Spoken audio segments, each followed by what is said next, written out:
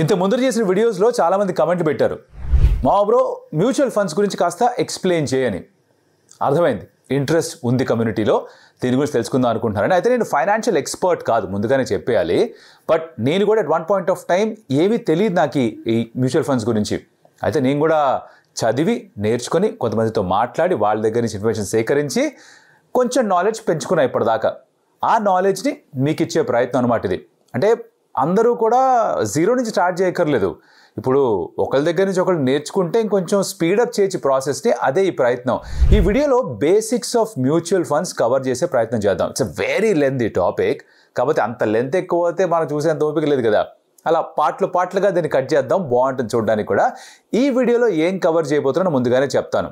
Compounding effect of money, debt management, goal based investing, traditional instruments versus mutual funds, ఓ comparison, importance of time, amount and rate of interest, risk appetite, advantages ఏంటి త్వరగా మొదలు పెట్టడంలో, అసలు mutual funds అంటే ఏంటి, ఎన్ని types of mutual funds ఉన్నాయి, దాని వెనకాల రీసెర్చ్ ఎలాంటిది చేయాలి, అండ్ అసలు ఏం రీసెర్చ్ చేయాలి ఇన్వెస్ట్ చేసే ముందర, అండ్ ఎటువంటి మోడ్ ఆఫ్ ఇన్వెస్టింగ్ ఎంచుకోవాలి. ఈ టాపిక్స్ ఉన్నాయి, చకచకా కవర్ చేసేద్దాం. ఇంకెందుకు ఆలస్యం, లెట్స్ గెట్ స్టార్టెడ్.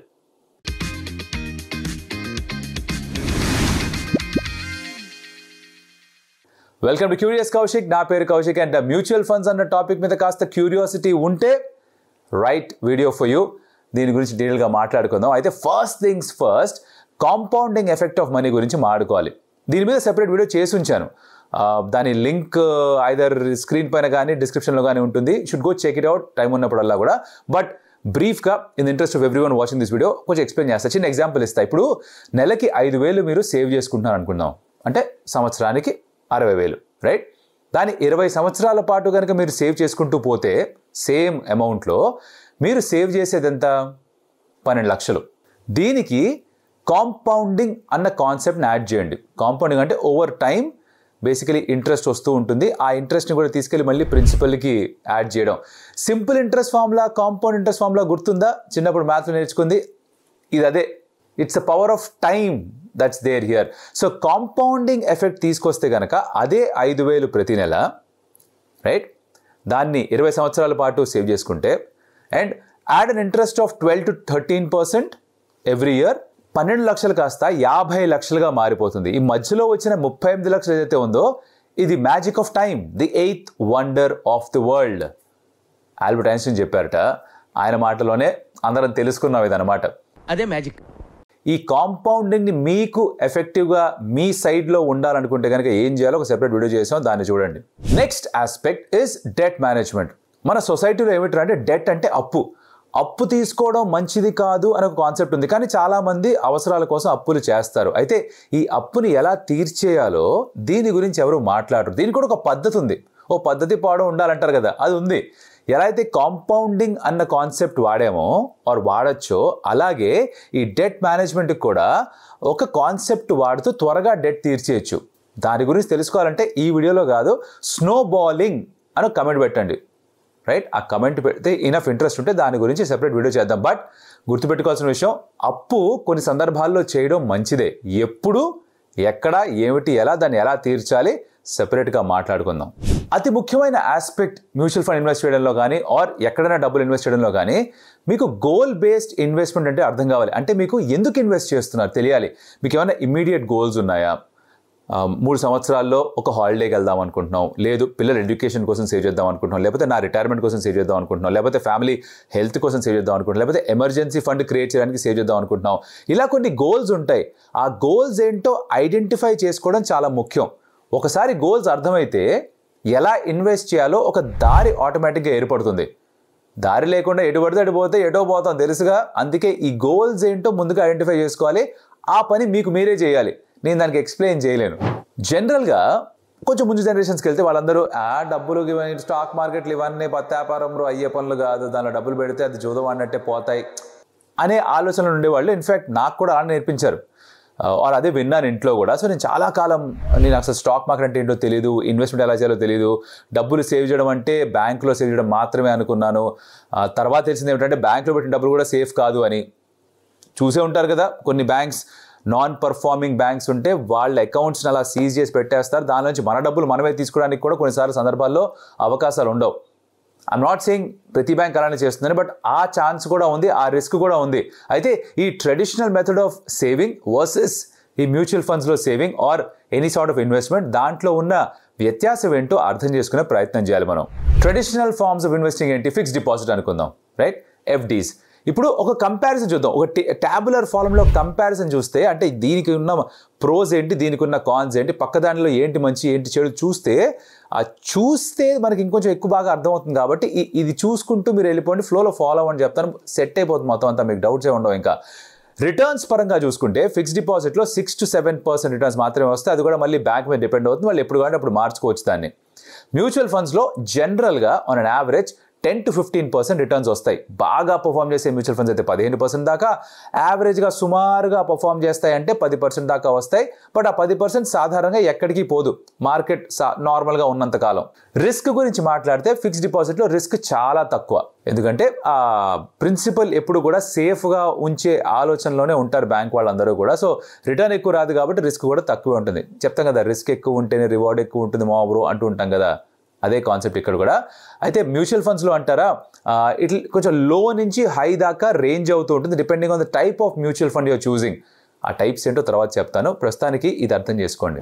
లిక్విడిటీ అంటే డబ్బులు మనం ఎంత ఫాస్ట్గా మన చేతిలోకి తెచ్చుకోవచ్చు అన్న ఈ వెసులుబాటు.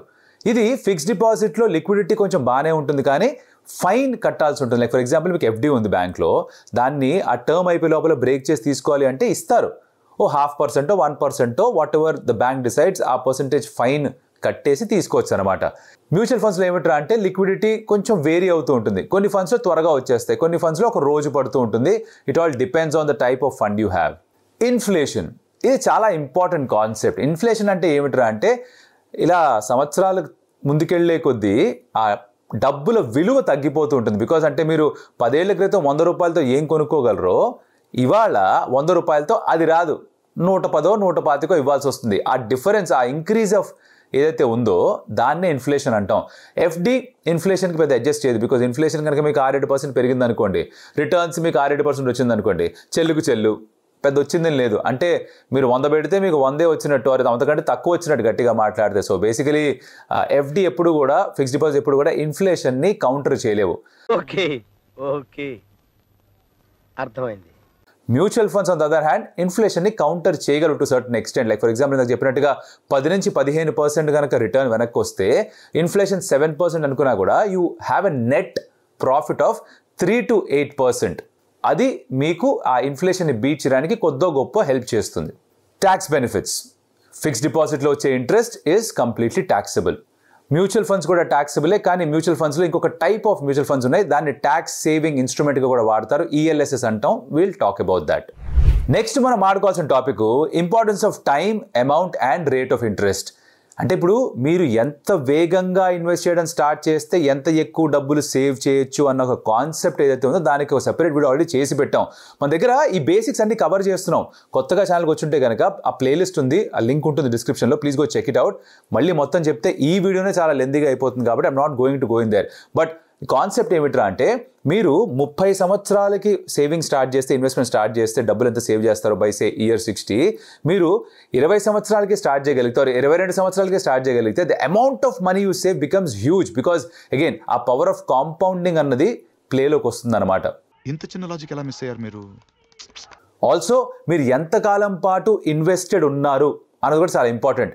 చాలామంది ఏం చేస్తారంటే అవసరం రాగానే డబ్బులు తీసేయడము, ఇది ఎలాగో తప్పదు అనుకోండి. కొన్ని సందర్భాల్లో స్టాక్ మార్కెట్ బాలేదని చెప్పేసి అప్పటికప్పుడు హడావిడిగా హఠాత్గా మ్యూచువల్ ఫండ్స్ అమ్మేయడం, ఇలాంటివి చేస్తూ ఉంటారు. లైక్ ఫర్ ఎగ్జాంపుల్ గత 1-2 నెలలుగా స్టాక్ మార్కెట్ కాస్త డిప్ అవుతుంది, కంగారు పడిపోయి నా డబ్బులన్నీ వెళ్ళిపోతున్నాయి అని చెప్పి అమ్మి పారేస్తారు. అలా కాకుండా కనుక మీరు మార్కెట్లో లాంగ్ టర్మ్ ఉండగలిగితే, mutual funds investment long term చేయగలిగితే, యూజువలీ ఈ అప్స్ అండ్ డౌన్స్ ఏదైతే ఉన్నాయో ఇవి ఈవెన్ అవుట్ అయిపోతాయి, యావరేజ్ అవుట్ అయిపోతాయి. ఎప్పుడు కూడా మనం షార్ట్ టైం ఫ్రేమ్లో చూసినప్పుడు ఈ అప్స్ డౌన్స్ చాలా పెద్దగా కనిపిస్తాయి. అదే కొంచెం వెనక్కి వెళ్ళి కొంచెం జూమ్ అవుట్ చేసి అప్పుడు కనుక మనం ఇదే గ్రాఫ్ని చూస్తే, ఈ అప్స్ అండ్ డౌన్స్ని చూస్తే పెద్ద తేడా లేదే అనిపిస్తుంది. లైక్ ఫర్ ఎగ్జాంపుల్ మీరు ఫ్లైట్లో వెళ్తున్నారు అనుకోండి, పైనుంచి చూస్తే మీకు కొండలు గుట్టలు కూడా ఫ్లాట్గా కనిపిస్తాయి. కదా. రోడ్లు పైకి కిందకి వెళ్ళి కూడా ఫ్లాట్గానే కనిపిస్తాయి, కానీ మనం దగ్గరికి వెళ్ళే కొద్దీ అది ఎంత పైకి ఉంది ఎంత కిందకు ఉంది ఇవన్నీ తెలుస్తుంటాం. అది కూడా సేమ్ అదే కాన్సెప్ట్ ఇక్కడ కూడా.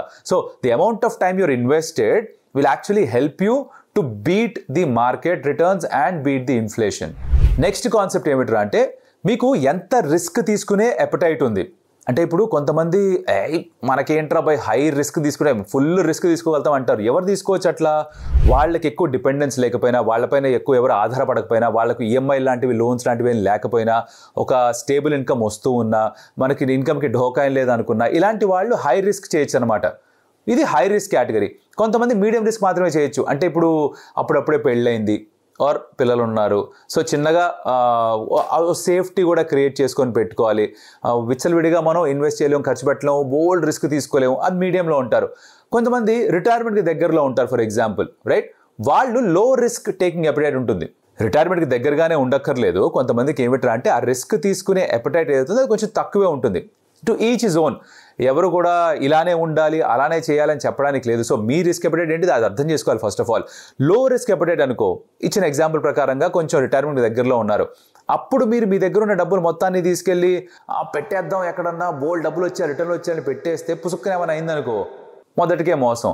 అలాంటప్పుడు మీరు ఎక్కడ ఇన్వెస్ట్ చేయాలి ఆర్ ఏం చేయాలి ఇది అర్థం చేసుకోవాలి. సో ఫస్ట్ థింగ్, మీరు మీ లైఫ్లో ఎక్కడున్నారు, మీ సిచ్యువేషన్స్ ఏంటి, మీ చుట్టుపక్కల ఉన్న పరిస్థితులు ఏంటి, దాని తగ్గట్టుగా మీ రిస్క్ ఎపటైట్ ఏంటి మీరు అర్థం చేసుకోవాలి. And then you can decide what kind of mutual funds you can buy. Like for example high risk అయితే మీరు లాంగ్ టర్మ్ ఆ రిస్క్ని సస్టైన్ చేసుకోగలరు. అండ్ లాంగ్ టర్మ్ కనుక యూజ్ చేస్తే ఆ రిస్క్ మీకు ఈవెన్ అవుట్ అయిపోతుంది. సో వాళ్ళు ఏం చేయొచ్చు అంటే ఈక్విటీ ఫండ్స్ అని ఉంటాయి, వాటిలో ఇన్వెస్ట్ చేయొచ్చు. రిటర్న్స్ కూడా ఎక్కువ ఇస్తుంది, బట్ కొంచెం ఫ్లక్చువేషన్స్ కూడా ఎక్కువ ఉంటాయి. కాబట్టి ఇందాక చెప్పినట్టుగా ఆ టైం ఇస్తే ఆ ఫ్లక్చువేషన్స్కి అన్నీ కూడా యావరేజ్ అవుట్ అయిపోతాయి. మీడియం రిస్క్ అనుకుందాం, వాళ్ళు ఏం చేయాలంటే బ్యాలెన్స్డ్ ఫండ్స్ అని ఉంటాయి. అంటే ఈక్విటీలో కాస్త, డెట్లో కాస్త, గోల్డ్లో కాస్త ఇలా కలిపి చేస్తుంటారు అనమాట. వస్తాను అక్కడికి వస్తున్నాను. బట్ ఆ బ్యాలెన్స్డ్ ఫండ్స్లోకి వెళ్ళొచ్చు కొంచెం మీడియం రిస్క్ టేకింగ్ ఎబిలిటీ ఉన్న వాళ్ళు. లో రిస్క్ వాళ్ళు ఏం చేయాలి? ఇలా కాదు, డెట్ ఫండ్స్ ఉన్నాయి. అంటే ఎఫ్డి ఎలా అయితే లో రిస్క్ ఇన్స్ట్రుమెంటో ఫిక్స్డ్ డిపాజిట్, అలాగే మ్యూచువల్ ఫండ్స్లో కూడా చాలా సింపుల్ ప్లెయిన్ డెట్ ఇన్స్ట్రుమెంట్స్ ఉంటాయి కొన్ని, డెట్ మ్యూచువల్ ఫండ్స్ అంటాం వాటిని. వాటిలో ఇన్వెస్ట్ చేసుకోవచ్చు. చేస్తే ఏంటంటే రిస్క్ తక్కువ, గవర్నమెంట్ బాండ్స్ ఇలాంటివి ఉంటాయి అనమాట. రిస్క్ బాగా తక్కువ. దానిలో పెట్టుకుంటే సరే నా ప్రిన్సిపల్ ఎక్కడికి పోదు, నా అసలు ఎక్కడికి పోదు, వడ్డీ వచ్చిందా లేదా తర్వాత సంగతి, అసలుకి ఎసరు పెట్టకూడదు కదా అనుకునే వాళ్ళు ఆ డెట్ ఫండ్స్ వైపు వెళ్ళాలన్నమాట. ఇప్పుడు అసలు పాయింట్, మ్యూచువల్ ఫండ్స్ అంటే ఏంటి ఇది ఎక్స్ప్లెయిన్ చేయాలంటే మీకు ఒక క్రికెట్ ఎగ్జాంపుల్ ఇస్తాం. మన ఐపీఎల్ ఉంది, చాలా ఫేమస్ కదా. ఒక ఐపీఎల్ టీం తయారు చేయాలంటే ఆప్షన్లోకి వెళ్ళి కొంతమంది ప్లేయర్స్ని పిక్ చేస్తారు కదా. ఒక కలెక్షన్ ఆఫ్ ప్లేయర్స్, 25 మంది ప్లేయర్స్ వరకు పిక్ చేయొచ్చు. ఆ కలెక్షన్ ఆఫ్ ప్లేయర్స్ని కొంతమంది ఎక్స్పర్ట్స్ కూర్చొని డిసైడ్ చేస్తారు. లైక్ కోచ్ అవ్వచ్చు, వాళ్ళ మెంటోర్స్ అవ్వచ్చు, లేకపోతే ఓనర్స్ అవ్వచ్చు. వీళ్ళందరూ కూర్చొని డిస్కస్ చేస్తారు. అరే మనకి ఎలాంటి ప్లేయర్లు కావాలి, మన రిక్వైర్మెంట్స్ ఏంటి, మనం ఎలాంటి రిటర్న్స్ ఎక్స్పెక్ట్ చేస్తున్నాం, మనం టోర్నమెంట్ గెలుద్దాం అనుకుంటున్నామా, మధ్యలో ఉంటే ఓకేనా, ఫైనల్స్ దాకా వెళ్తే ఓకేనా, కొన్ని ఐడియాలు ఉంటాయిగా. వాళ్ళు ఏం చేస్తారంటే దాని అకార్డింగ్గా కావాల్సిన ప్లేయర్స్ని సమకూర్చుకుంటారు. సేమ్ కాన్సెప్ట్ మ్యూచువల్ ఫండ్స్లో కూడా. దీనికి మ్యూచువల్ ఫండ్ని మేనేజ్ చేసే ఫండ్ మేనేజర్ ఉంటారు. అసలు ఏం చేస్తారంటే ఈ మ్యూచువల్ ఫండ్కి గోల్ ఏంటి, ఇది high risk mutual funda, medium risk mutual funda, లో రిస్క్ మ్యూచువల్ ఫండా, దీనికి ఎంత రిటర్న్ కావాలనుకుంటున్నాం మనం, దానికి తగ్గట్టుగా ఎలాంటి ఇన్స్ట్రుమెంట్స్ పెట్టుకోవాలి. అంటే ఈక్విటీ ఫండ్స్ అయితే స్టాక్ మార్కెట్స్ ఆర్ స్టాక్స్ తీసుకొచ్చి దీనిలో పెట్టాలి, ఏ వెయిటేజ్లో పెట్టాలి, ఇవన్నీ డిసైడ్ చేసేది ఒక ఫండ్ మేనేజర్ అనమాట. It is managed by an expert, right? So వాళ్ళకున్న అవగాహన, వాళ్ళకున్న ఈ understanding of how the stock market works, their understanding of how the mutual fund works, their understanding of compounding, ఈ ఫైనాన్షియల్ ఆస్పెక్ట్స్ అన్ని బాగా వాళ్ళకి తెలుసు కాబట్టి వాళ్ళకి ఆ పోస్ట్ ఇస్తారు. వాళ్ళు ఆ మ్యూచువల్ ఫండ్స్ని తయారు చేస్తారు, దానికి ఒక రూపురేఖలు ఇస్తారనమాట. వాళ్ళు డిసైడ్ చేస్తారు, ఓకే మ్యూచువల్ ఫండ్స్లో ఇవన్నీ ఉంటాయి, ఈ స్టాక్స్ అన్నీ ఉండాలి అని. ఒకవేళ బ్యాలెన్స్డ్ అనుకోండి, వాళ్ళు ఏం చేస్తారు, దాంట్లో స్టాక్స్తో పాటుగా ఇంకొంచెం డెట్ ఫండ్స్ కూడా తీసుకొస్తారు, లేదా గోల్డ్ కూడా యాడ్ చేయడం ఇలాంటివి చేస్తారు. సో ఈ నిర్ణయాలన్నీ తీసుకునేది ఒక ఫండ్ మేనేజర్. వాళ్ళు ఏం చేస్తారంటే ఎంతవరకు రిస్క్ తీసుకోవచ్చు, ఆ రిస్క్ని ఎలా మిటిగేట్ చేయాలి, రిస్క్ని ఎలా డైవర్సిఫై చేయాలి, ఇవన్నీ కూడా ఆలోచిస్తూ ఉంటారు. All this happens behind the scenes. Like for example ఇందాక ఐపీఎల్ టీంలో కూడా చేసినట్టుగా ఒక ప్లేయర్కి బ్యాకప్ ప్లేయర్ తీసుకోవడం, లేదా ఇతను లేకపోతే నెక్స్ట్ ఏం చేయాలని ఒక ఆలోచనలోకి వెళ్ళడం, ఇక్కడ ఏమైనా డ్రాప్ చేయాలా, ఇంకేమైనా తీసుకురావాలా, ఇంజురీ అయితే ఏమైనా చేయాలా, ఇవన్నీ ఉంటాయి కదా. Similar kind of thinking for stocks అది చేసేది ఈ ఫండ్ మేనేజర్స్ అనమాట. అయితే ఈ ఫండ్ మేనేజర్స్ అందరూ కలిసి ఒక కంపెనీలో పనిచేస్తారు. It's called an AMC, asset management company. హెచ్డిఎఫ్సికి వాళ్ళ ఏఎంసీ ఉంది, ఐసిఐసిఐకి వాళ్ళ ఏఎంసీ ఉంది, కోటక్కి వాళ్ళ ఏఎంసీ ఉంది. ఇలా అందరికీ వాళ్ళ ఏఎంసీ కంపెనీస్ ఉంటాయి. ఆ స్టాక్స్ కూడా మీరు స్టాక్ మార్కెట్లో చూస్తూ ఉంటారు. It's called asset management company. అంటే వాళ్ళ కింద ఎన్ని డబ్బులు ఉన్నాయి, ఆ అసెట్స్ని ఎవరు మేనేజ్ చేస్తున్నారు, ఎలా మేనేజ్ చేస్తారు, ఇదంతా చేసుకునే ప్రాసెస్ అనమాట. సో ఇలా ఒక కలెక్షన్ ఆఫ్ స్టాక్స్. ఇంకా సింపుల్ ఎగ్జాంపుల్ ఇస్తా. ఫ్రూట్ మార్కెట్కి వెళ్ళాం, ఓ యాపిల్ తీసుకున్నావు, 2 బనానాలు తీసుకున్నావు, ఒక పైనాపిల్ తీసుకున్నావు, కొన్ని ఆరెంజ్లు తీసుకున్నావు, ఇలా సమకూర్చుకుంటాం. ఇలా సమకూర్చుకోవడమే. ఆ స్టాక్స్ అన్నిటిని కూడా ఏవి తీసుకోవాలి, ఎంత తీసుకోవాలని డిసైడ్ చేసి ఒక బాస్కెట్ తయారు చేస్తారు. అదే మ్యూచువల్ ఫండ్. తర్వాత topic is types of mutual funds. ఇప్పుడు ఎన్ని రకాలు ఉన్నాయి? కొన్ని రకాలు ఉన్నాయి. ఆ రకాలన్నింటినీ డీటెయిల్డ్గా విశ్లేషించాలంటే కొంచెం ఎక్కువ టైం పడుతుంది. అది సెపరేట్ వీడియోగా చేసుకోవాలి. అది కనుక మీకు కావాలి అంటే టైప్స్ ఆఫ్ ఎంఎఫ్ అని కమెంట్ చేయండి.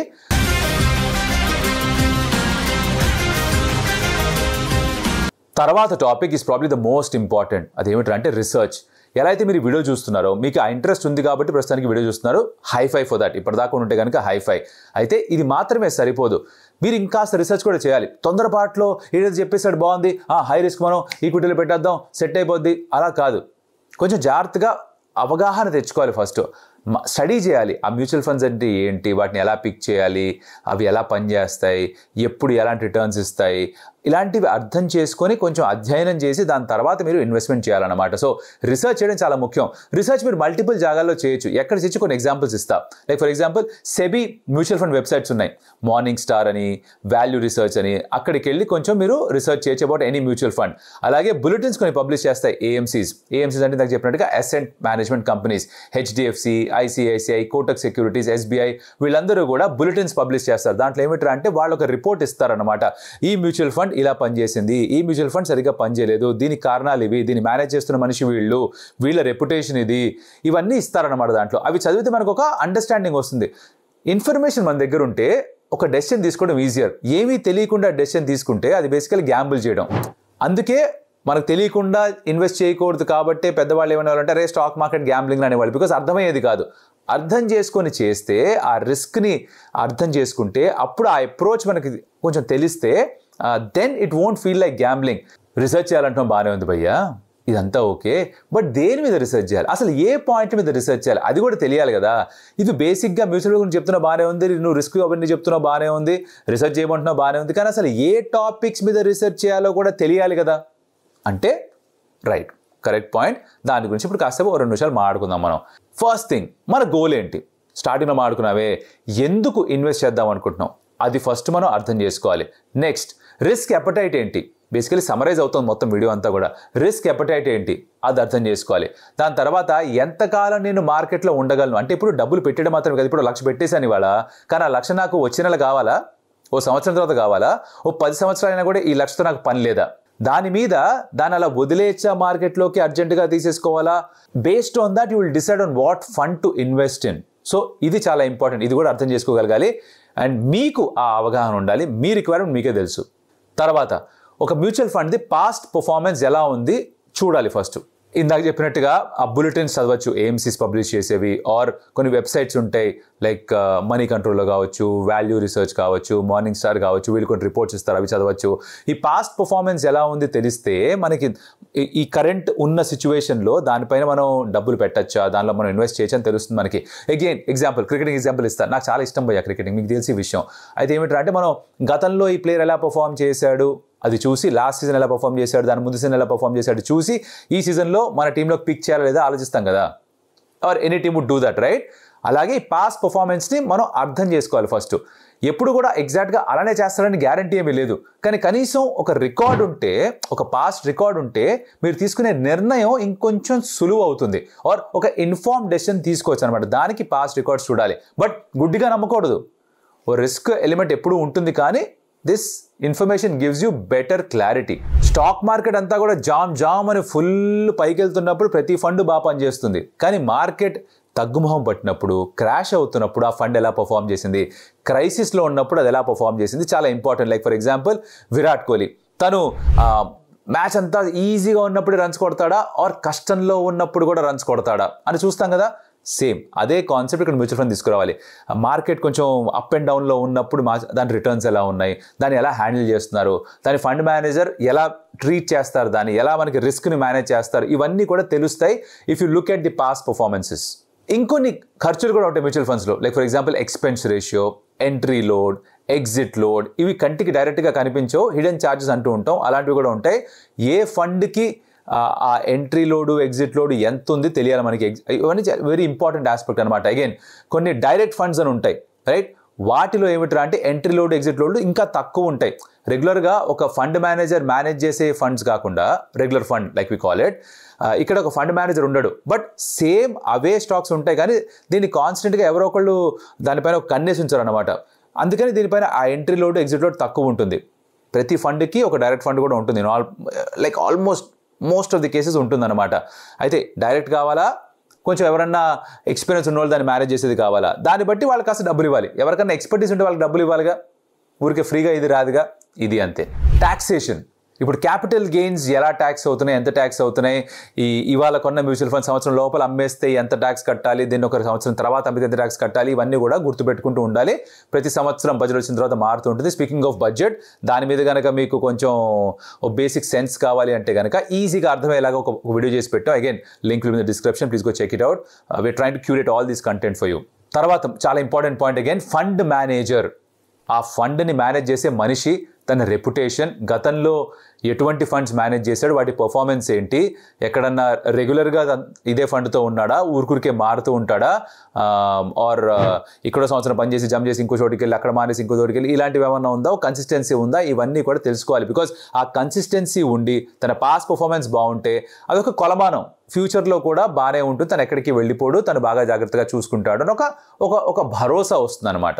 మనం ఇన్వెస్ట్ చేస్తున్న డబ్బులు ఎక్కడికి వెళ్తున్నాయి, ఏ టైప్ ఆఫ్ మ్యూచువల్ ఫండ్ తీసుకుంటున్నాం, ఈక్విటీయా, డెట్టా, హైబ్రిడా, ఈఎల్ఎస్ఎస్ఆ, వీటికి దేంట్లోకి డబ్బులు పెడితే దాని రిస్క్ ఏంటి, రివార్డ్ ఎంత, ఎలా ఆ డబ్బులు మేనేజ్ అవ్వచ్చు, ఇది కూడా తెలిసి ఉండాలి. సో బేసిక్గా ఈ పాయింట్స్ మీద మీరు రీసెర్చ్ చేయాలన్నమాట. Last point is mode of investment. రెండు రకాలు ఉన్నాయి, ఎస్ఐపి, లంసమ్. ఎస్ఐపి ఎప్పుడు చేస్తారు? It's called systematic investment plan. ప్రతి నెల మీకు జీతం వస్తుంది అనుకుందాం, ఆర్ నెలకడగా ఒక డబ్బు వస్తుంది, అది బిజినెస్ నుంచి అయినా ఉద్యోగం నుంచి అయినా, మొత్తం అంతా పెట్టలేరు కాబట్టి ఒక పోర్షన్ మాత్రమే ఇన్వెస్ట్ చేయగలరు. ఫర్ ఎగ్జాంపుల్ 2,000, 3,000, 5,000, 10,000 అనుకుందాం. ప్రతి నెల ఆ మాత్రం పెట్టేస్తూ వెళ్తుంటారనమాట, ఇన్వెస్ట్ చేస్తూ పోతారు. It's called systematic investment planning. ఒక ఫైనాన్షియల్ డిసిప్లిన్ యాడ్ అవుతుంది. ఫస్ట్ జీతం పడంగానే డబ్బులు అక్కడికి వెళ్ళిపోతాయి, మనకు తెలియకుండానే డబ్బులు వెళ్ళిపోతాయి, అలా సేవ్ అయిపోతూ ఉంటాయి, రైట్? ఇది ఎలా పనిచేస్తుందంటే, ఒకేసారి ఎక్కువ డబ్బులు పెట్టడానికి లేదు అన్న సిచ్యువేషన్ ఉన్నప్పుడు, ఒక సెన్స్ ఆఫ్ డిసిప్లిన్ తీసుకోవాలన్నప్పుడు, అండ్ ఈ మార్కెట్ అప్స్ అండ్ డౌన్స్ని కాస్త బ్యాలెన్స్ అవుట్ చేద్దాం అనుకున్నప్పుడు ఎస్ఐపిస్ పనిచేస్తాయి. బికాజ్ మార్కెట్ చాలా హైలో ఉన్నప్పుడు అదే డబ్బులకి తక్కువ వస్తాయి కొనుక్కునేవి ఏవైనా సరే. లైక్ ఫర్ ఎగ్జాంపుల్ ఇప్పుడు యాపిల్ ఖర్చు, ఒక యాపిల్ 50 రూపాయలు అనుకుందాం, సరేనా? రేపు యాపిల్ 100 ఉండొచ్చు. అంటే మీరు 100 రూపాయలు పెడితే ఒకరోజు మీకు 2 యాపిల్స్ వస్తాయి, నెల తర్వాత మీకు ఒక యాపిల్ రావచ్చు. కానీ ఇంకో నెల తర్వాత 20 రూపాయలు అయితే 4 యాపిల్స్ రావచ్చు. అర్థమైంది కదా? బేసిక్గా ఆ ఫ్లక్చువేషన్ బట్టి మీకు ఎన్ని యాపిల్స్ వస్తాయో మారుతుంటే, అలాగే ఈ ఎస్ఐపిఎల్ చేస్తున్నప్పుడు పైకి వెళ్ళినప్పుడు తక్కువ యూనిట్స్ రావడం, కింద ఉన్నప్పుడు ఎక్కువ యూనిట్స్ రావడం, కైండ్ ఆఫ్ యావరేజ్ అవుట్ అవుతుంది. కానీ ఎప్పుడు ఎస్ఐపిఏ చేయాలా? చాలామంది కాదు, అది కరెక్ట్ కాదు అని చెప్తూ ఉంటారు. You should probably again do some more research into SIPs చేయాలా చేయకూడదు అని. But that's one form of investing. ఇంకోటి ఏమిట్రా అంటే లంసమ్. లంసమ్ ఏమిట్రా అంటే, ఫర్ ఎగ్జాంపుల్ ఇప్పుడు మీకు సడన్గా డబ్బులు వచ్చాయి, మీ దగ్గరికి వేరియబుల్ పే వచ్చింది, 2 లక్షలు ఇచ్చారు, 1 లక్ష ఇచ్చారు, ఆర్ ఎక్కడి నుంచో సడన్గా డబ్బులు ఊడిపడ్డాయి, ఎవరికో అప్పు ఇచ్చారు, వాడు వెనక్కి ఇచ్చాడు డబ్బులు, జరగదనుకోండి, ఇచ్చాడు అనుకుందాం. అప్పుడు ఏం చేస్తారంటే, ఇది ఎక్కడైనా పెట్టాలి కదా, డైరెక్ట్గా డబ్బులు తీసుకెళ్ళి ఇన్వెస్ట్ చేసేచ్చు అనమాట. అది లంసమ్ ఇన్వెస్టింగ్ అంటాం, అమౌంట్ కాస్త ఎక్కువ ఉన్నప్పుడు.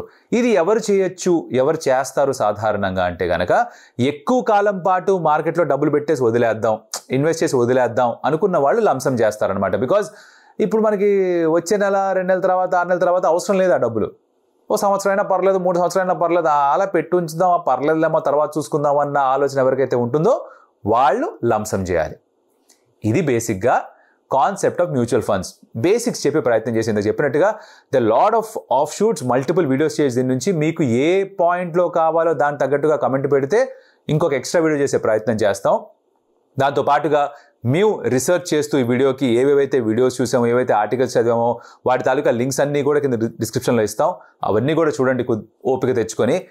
డబ్బులతో కూడుకున్న పని కాబట్టి కొంచెం సమయం గడిపి కాస్త నాలెడ్జ్ తెచ్చుకోవాలి. ఇదంతా నాకు అనవసరం అంటారా? మ్యూచువల్ ఫండ్ తీసుకోండి, మంచి ఫండ్ మేనేజర్ తీసుకోండి, దానికి కూడా కావాల్సిన రీసెర్చ్ చేయాలి, ఆ మాత్రమే చేయాలి. అదే వీడియో చెప్పే ప్రయత్నం చేశాం. ఇప్పటిదాకా చూస్తుంటే thank you so much. High five to you. ఒక లైక్ చేయండి వీడియోకి, ఆటోమేటిక్గా ఎక్కువ మందికి చూపిస్తుంది YouTube algorithms. That will help us reach newer audience. And ఎవరన్నా కూడా వీడియో చూసి ఇప్పటిదాకా సబ్స్క్రైబ్ చేసుకోకపోతే consider subscribe to curious Kaushik, because అది మా టీంకి మోటివేషన్గా మారుతుంది. చాలా వీడియోస్ చేయొచ్చు దీనిలోంచే, అన్నీ చేస్తే చెప్పే కదా 1-2 గంటలు అయిపోతుందని ఒక భయంతో దీన్ని కాస్త చిన్నదిగా చేసే ప్రయత్నం చేశాం. వేరే వీడియోస్ కావాలంటే దానికి తగ్గట్టుగా కమెంట్స్, ఇందాక ఏదైతే వీడియో మొత్తంలో చెప్పామో ఆ కమెంట్ కనుక పెట్టేస్తే మేము చూసి, మా టీం చూసి we will decide on what further videos to do.